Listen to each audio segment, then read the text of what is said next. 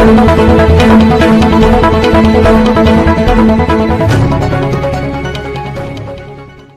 ही बड़ा जाना पहचाना नाम है, हिंदुत्व को कर रहे हैं संगठित, और कोई भी समाज हो हमेशा उसके लिए दिन रात तैयार रहते हैं। तो कमल सिंह जी पवार साहब आज जो रक्तदान शिविर में आए हैं उसके बारे में आप बताएं। जी देखिए, सबसे बड़ी बात रक्तदान करने बहुत बड़ी बात है। आपके चैनल के माध्यम से मैं सबसे पहले जीवोत्तर में इस गणतंत्र दिवस की बधाई देता हूँ।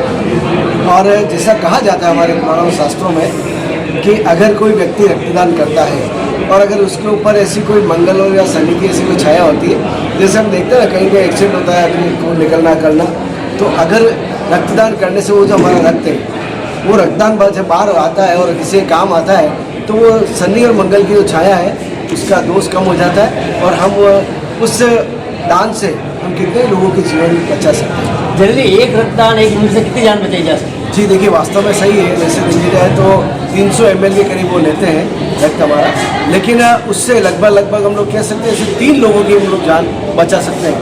जिस समय जब जरूरत पड़ती है तो 100 ml डॉक्टर वगैरह उस वक्त जब चलाते हैं तो कम से कम एक बार रक्तदान करने से 3 लोगों की जान बचती है, तो बड़ी बात है। बहुत बड़ी बात आपने बता चुके हैं। आम जन आपसे ये भी पूछना चाह रहा है कि आप अभी तक कितना रक्तदान आप स्वयं दे चुके हैं? मैंने अभी तक लगभग 36 बार रक्तदान किया है। मैं मेरे जन्मदिवस के अलावा भी मतलब साल में 2 बार मैं रक्तदान करता हूँ।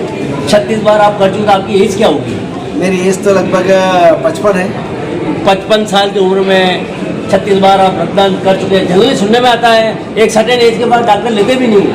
लेकिन देखिए, अगर आप स्वस्थ हैं क्योंकि उस समय बीपी नापा जाता है और भी जो सारी वो खाना पूर्ति करने के बाद उनको लगता है ठीक है।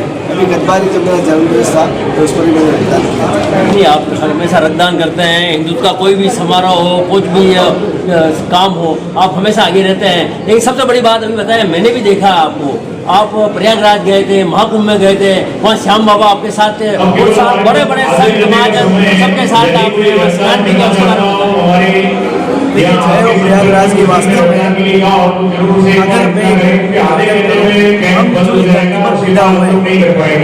अगर अगर हो सके संभव हो तो हमें महाकुंभ करना चाहिए। ऐसा महाकुंभ शायद हम हमारे जीवन में देखे नहीं, आने वाले 144 साल में आएगा। और देखिए, सबसे बड़ी बात इस महाकुंभ की, आज जो हम जातिवादी का जो होना होता है, मैं आपको वास्तव में निवेदन, वहाँ एक साथ लाखों करोड़ों लोग उसमें संघ में डुबकी लगा रहे, न तो किसी की जात कोई पूछता है, न किसी की बात पूछता है, कौन SC ST, कोई जनरल है, कोई दलित है, ऐसा कुछ भी नहीं है। मैं कहता हूँ सभी को एक सूत्र पिरानों का कोई काम कर रहा है तो ये महाकुंभ कर रहा है, और मैं इसके लिए कोई बड़ी बात नहीं, वास्तव में वहाँ के योगी महाराज को धन्यवाद देता हूँ। उन्होंने व्यवस्था की है कि सभी समाज एक पंगत में खाना खाए, एक पंगत में सोए, कैसे उठना कैसे बैठना एक साथ डुबकी लगाए। सबसे बड़ी बात वहाँ सामाजिक समरसता। आपने बहुत बड़ी बात बताई है, कौन क्या किस समाज से आ रहा है, कौन है क्या है, कोई किसी को नहीं पूछता। वास्तव में हिंदुत्व का बहुत बड़ा महत्व, संतों का तो यही है, हिंदुत्व का बहुत बड़ा महत्व कहा जाए तो उचित होगा। देखिए, हम कहते हैं ना अनेकता में एकता, हिंदू की विशेषता, तो ये वहाँ अनेकता, अनेक लोग हैं, लेकिन एक हिंदुत्व के नाते एक ही जात है हमारी, कि हम लोग हिंदुत्व के नाते चाहे साधु संत हो चाहे संत महंत हो, सभी वहाँ कोई किसी की जात नहीं पूछ रहा है। और हम लोग वहाँ इस कुंभ में डुबकी लगा करके, इस महाकुंभ में डुबकी लगा करके हम अपने आप को तो पूरा आप देखिए पुण्य का लाभ ले ही रहे, लेकिन हमारे पुरखों को भी और इस देश के प्रति भी हम लोग को जिम्मेदारी समझे।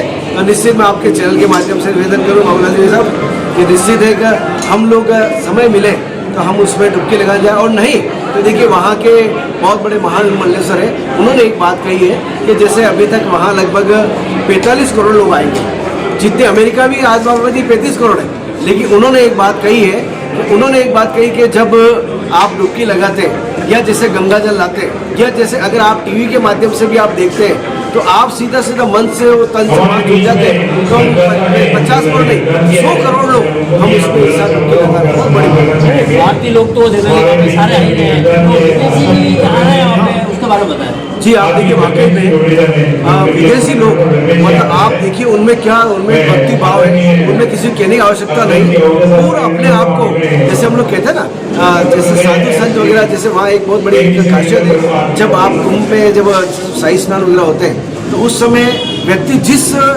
स्थिति पैदा हुआ उसी स्थिति में वो स्नान करता है। तो उसी में जब ये बाहर के जो विदेशी लोग वगैरह जो आपको फरमा रहे हैं वो आते हैं और वो भी वैसे डुबकी लगाते हैं, भारत की संस्कृति को अपना तो वाकई में एक विदेशी लोग हमारे से सीखते हैं।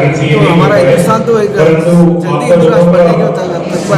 और भी इसके अलावा आप वहाँ जब पधारेंगे ऐसी ऐसी साथियों आपको वहाँ देखने को मिलेगी। और उसके साथ जो अघोरी संत हैं जिन्होंने अपने आप 25 साल 50 साल से मैंने कहा कुंभ के बाद ऐसे कहीं अलौकिक शक्ति कहीं गायब हो जाती है। देखिए उनका जो तप है भाई साहब, सबसे बड़ी बात है संगम में जब उनका तप वो जब वहाँ स्नान करते हैं, ऐसा कहा जाता है एक बार गंगा मैया ने भगवान महादेव से कहा कि आप कहते हैं मैं सबका पाप तो हरती हूँ लेकिन मेरा पाप कौन हरेगा। अपन कहते कभी पाप का बड़ा भूल जाता है। तो वहाँ भगवान महादेव ने कहा जब ये कुंभ भरेगा और जब ये सभी साधु संत ऐसे नागा साधु अघोरी साधु जब वहाँ संत स्नान करेंगे और वो स्नान करने के बाद उनके ऊपर जो राख जो होती है जो मनते हैं वो राख जब अंदर जाती है तो उससे गंगा पवित्र हो जाती है। और गंगा पवित्र होने में जब अपने जटाएं जब वो खोलते हैं तो वो सारे पाप को वो हर देखिए आप कितना बड़ा हमारा महाकुंभ हिंदुत्व के लिए। बहुत बहुत धन्यवाद।